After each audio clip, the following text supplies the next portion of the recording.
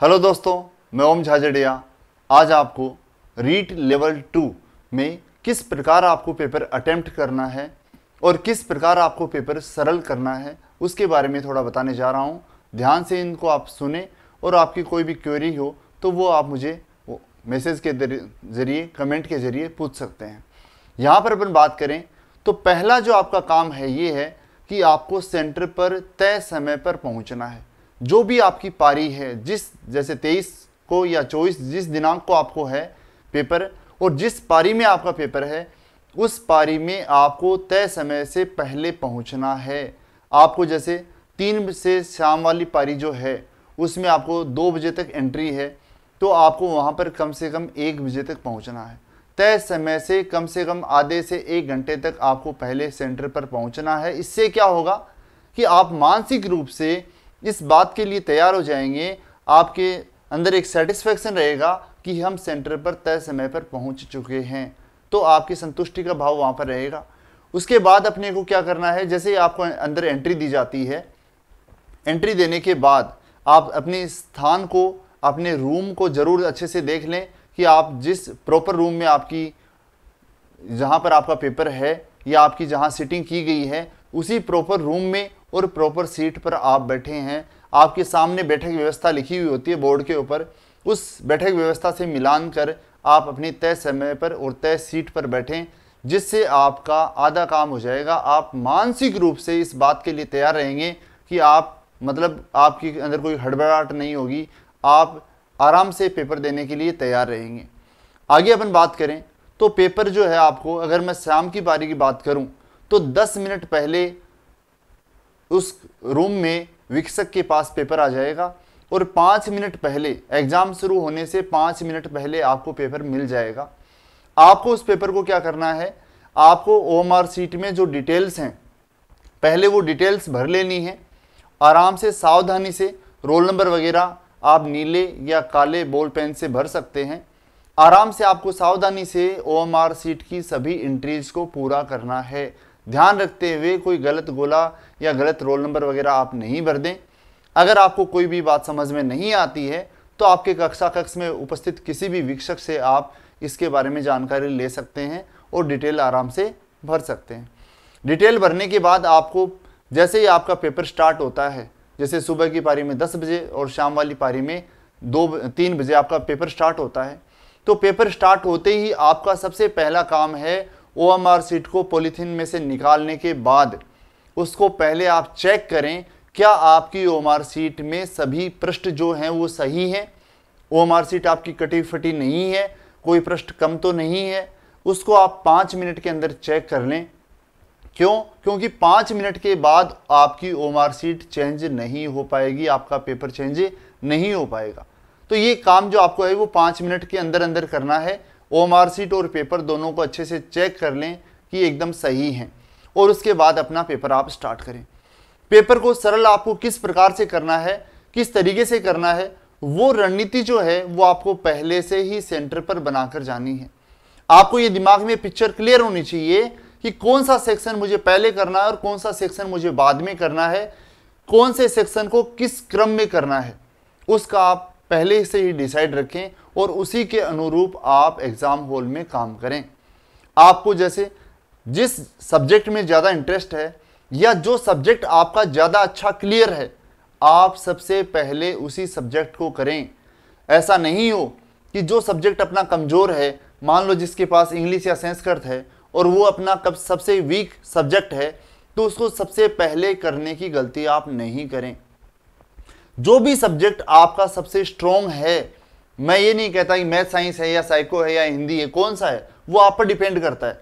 मान लो किसी बच्चे का मैथ्स और साइंस का जो सेक्शन है, रीट लेवल 2 साइंस की मैं बात करूं अगर, तो मान लो किसी बच्चे का मैथ्स और साइंस का स्ट्रॉन्ग पार्ट है, तो उसको सबसे पहले आपको पेपर में उसी को करना चाहिए।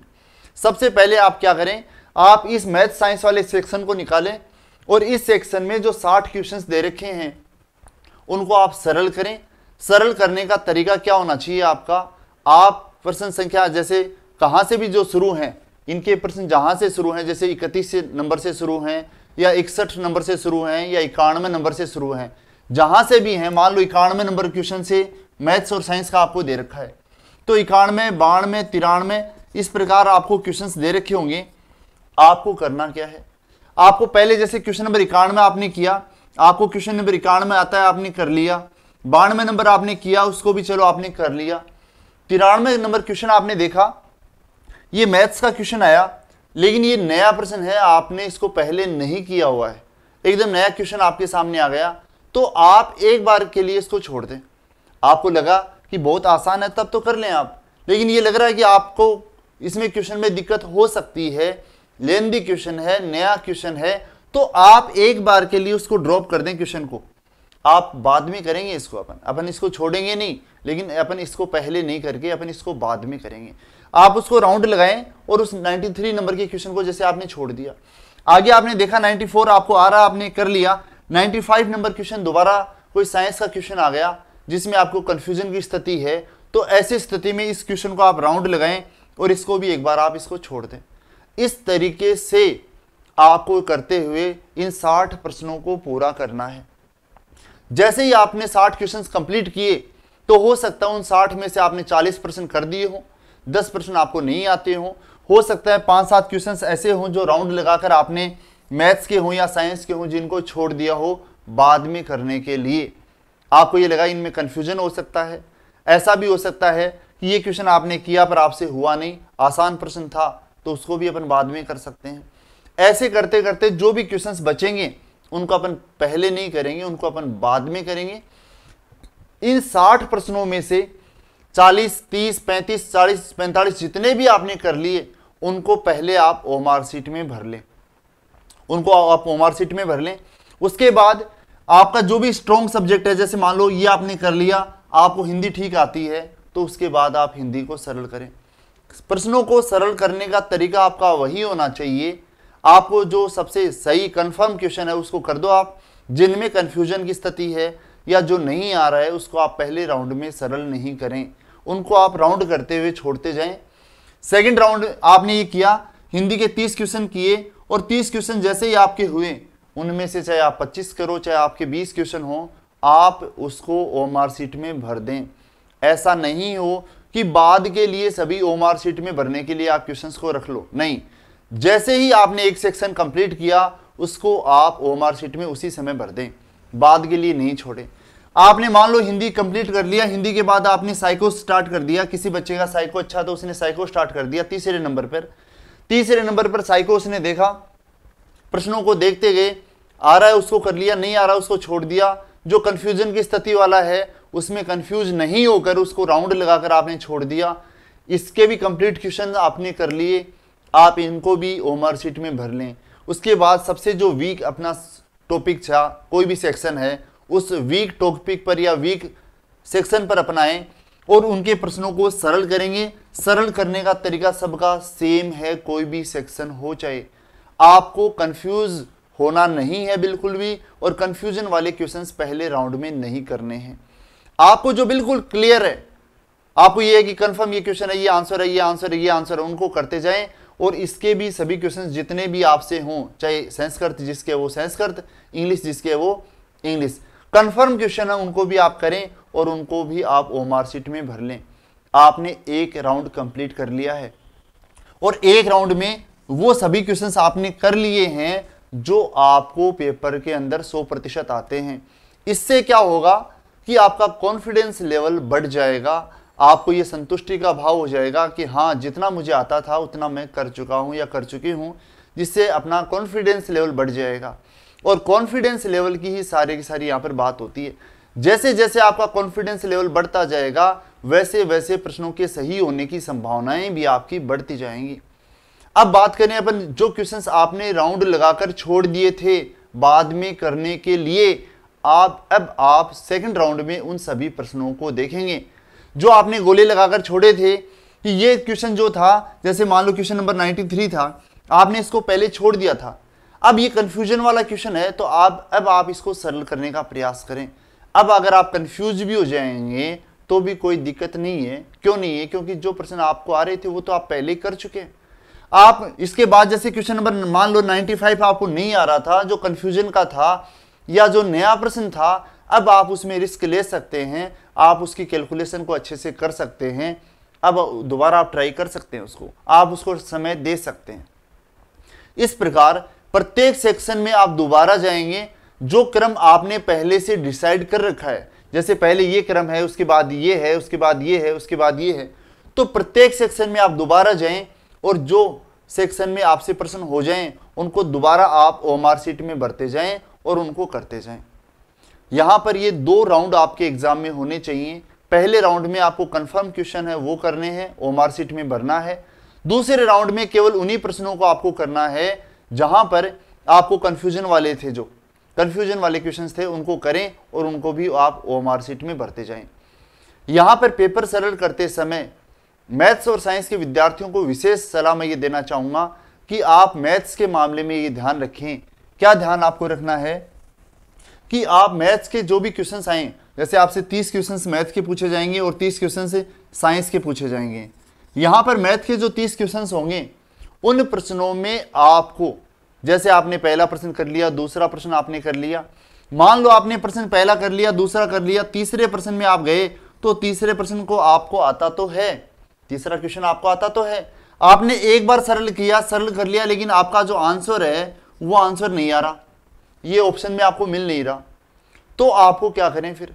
आपने एक बार प्रश्न को सरल किया, आंसर देखा, आंसर ऑप्शन में नहीं है, तो आप दूसरी बार में केवल और केवल इसके कैलकुलेशन को ही चेक करें, इसकी कैलकुलेशन को ही चेक करें। आप इसके साथ दोबारा नहीं करें, आप प्रश्न को सरल करने का प्रयास दोबारा नहीं करें। पहले राउंड में ऐसा क्वेश्चन कोई भी आ जाए, कौन से राउंड की बात कर रहा हूं मैं? पहले राउंड की मैं बात कर रहा हूं।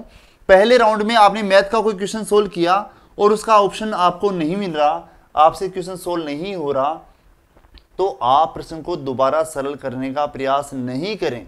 अपन जो प्रश्न आपसे नहीं होगा उसको राउंड लगाकर छोड़ रहे हैं, उसको हम दूसरे राउंड में ही सरल करेंगे। पहले राउंड में आपको आता तो था क्वेश्चन, लेकिन आपसे सोल्व नहीं हुआ तो आपको उसको दोबारा पहले राउंड में नहीं करना है, उसको हम दूसरे राउंड में ही सरल करेंगे। इससे क्या होगा कि अगर आप एक प्रश्न के पीछे पड़ जाएंगे, आपको आता है, आपने इससे नहीं हुआ, दोबारा आपने प्रश्न किया नहीं हुआ, तीसरी बार आपने किया नहीं हुआ, आपका जो दिमाग है उस समय जो मेन साइकोलॉजी की जो बात होती है, वो अपना दिमाग जो है वो घूम जाएगा वहां पर। उसके बाद धीरे धीरे आपको ये लगने लग जाएगा कि अपना तो पेपर खराब हो रहा है, अपने को तो आ नहीं रहे हैं, आपका कॉन्फिडेंस लेवल जो है वो धीरे धीरे डाउन होने लग जाएगा। उस समय आपको ये बातें समझ में नहीं आएंगी कि आपका कॉन्फिडेंस बढ़ रहा है कि आपका घट रहा है, ये बातें आपको बाद में पेपर के बाद समझ आएंगी।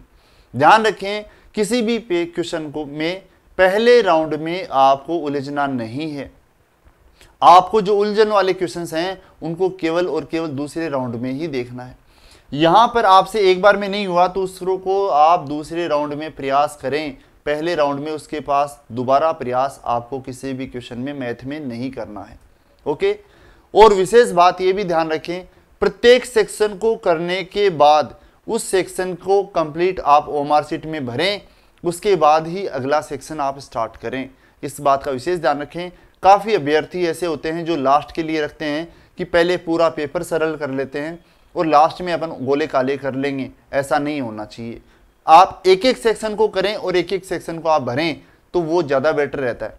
लास्ट में क्या होता है कि समय तो कम रहता है और बाद में विक्षक कहता है कि 10 मिनट बचे हैं, आपको 150 गोले काले करने हैं और 10 मिनट में गोले काले करने हैं, तो आपके हाथ जो है वो कांपने लग जाएंगे, आप गोले काले नहीं कर पाएंगे। काफ़ी अभ्यर्थियों के साथ ऐसा होता है, तो इस बात का विशेष आप ध्यान रखें। यहाँ पर मैथ्स के क्वेश्चंस में आप ध्यान रखें, मैथ्स के क्वेश्चंस को विशेष तौर पर लें। आपसे एक बार हो गया तो ठीक है, एक बार उसकी आप कैलकुलेशन चेक कर लो, कैलकुलेशन में अगर कोई दिक्कत नहीं है तो आप उसको दोबारा प्रयास नहीं करें, दूसरे राउंड में ही आप प्रयास करें। सभी जो भी 4 सेक्शंस हैं उनका क्रम है, आपको डिसाइड करना है कि आपको किस क्रम में कौन से सेक्शन को सरल करना है, वो डिपेंड करता है आप पर। आपको ये ध्यान होना चाहिए कि अपना ये स्ट्रॉन्ग सब्जेक्ट है, ये सेक्शन स्ट्रॉन्ग है, तो उसको पहले, उससे कम स्ट्रॉन्ग को उसके बाद, उससे कम स्ट्रॉन्ग उसको उसके बाद, इसी क्रम में आप प्रश्नों को सरल करेंगे, जिससे आपका कॉन्फिडेंस लेवल अच्छा रहेगा, आप पेपर को ज़्यादा अच्छे से ज़्यादा सरल तरीके से सरल कर पाएंगे। इन सभी बातों का अगर आप ध्यान रखते हैं तो मैं आपसे आशा ये करता हूँ कि आप पेपर को भी अच्छे से सरल कर पाएंगे और इसमें अधिकतम अंक आप प्राप्त कर पाएंगे। ध्यान रखें, ऐसा नहीं हो कि कोई भी विद्यार्थी ये कहे कि ये क्वेश्चंस आ रहे थे और आते आते क्वेश्चंस रह गए। वो कमी होती है कॉन्फिडेंस लेवल की, आप टाइम मैनेजमेंट नहीं कर पाते हैं, तब आपके साथ ये स्थितियां देखने को मिल सकती हैं। ओके, धैर्य के साथ परीक्षा दें, अच्छे से परीक्षा दें और रिजल्ट जो है उसको आप ज़रूर शेयर करें। अपनी कोई भी क्वेरी हो तो वो भी आप कमेंट बॉक्स में लिखकर मुझे डाल सकते हैं, मैं आपको उसका रिप्लाई देने का प्रयास करूँगा। Okay, thank you. सभी को मेरी ओर से best of luck. Thank you.